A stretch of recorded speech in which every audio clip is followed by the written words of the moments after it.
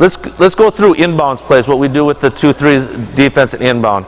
So Coach Clausen's the inbounder. No, why don't you come out, Coach Clausen? No, we'll just have the ball there. We don't need someone to throw it. I just want to show the different things.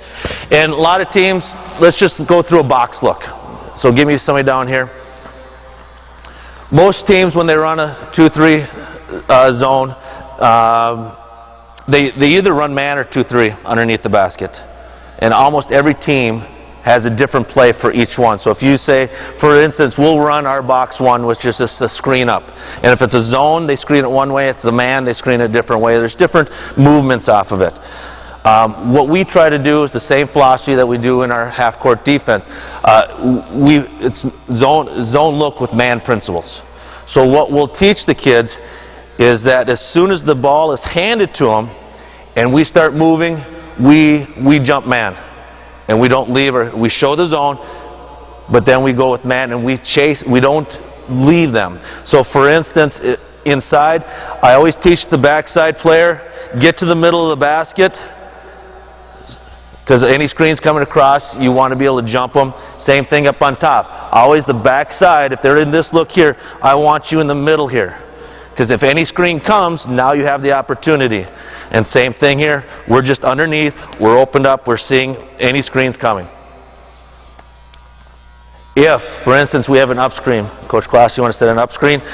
Our first responsibility is to get over this. We don't like switching. We don't want to switch on defense. We want to fight over the top and beat them to the spot. If it happens to get screened, then we just pick them up, man coming down. And then we just try to get behind and cover up here. This middle person's responsibility is just to clean up any mess. Anybody that comes free, they jump and take away that pass. Okay, so for instance, every team has this in their arsenal. Raise your hand if you run the pop play.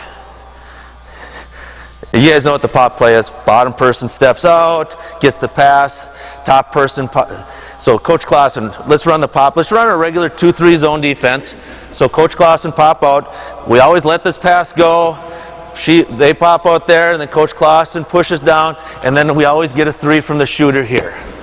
Absolutely hate it. I tell my team that they ever score on this play, they can be guaranteed to be running for about a half an hour the next practice, because it absolutely drives me nuts.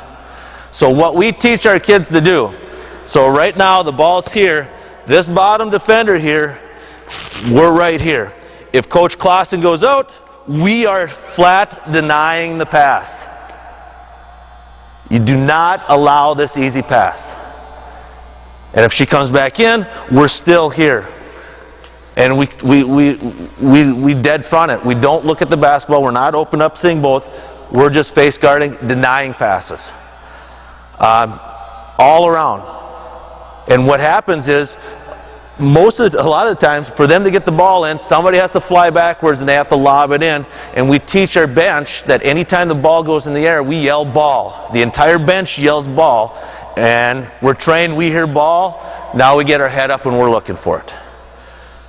And we've been running this now for four years, something like that. And when I had my first couple of years I ran it, we'd average 3 5-second calls a game for under the basket. And that, as a coach, there's nothing more frustrating than to have a turnover on an inbound play underneath the basket. At the very worst, I tell my team, at the very worst, we get the ball and we run our offense. But to take a bad shot or have a turnover on an inbound plays is very frustrating. Any questions? Coach Clausen, anything that I've forgotten? You stand man after that? Yes.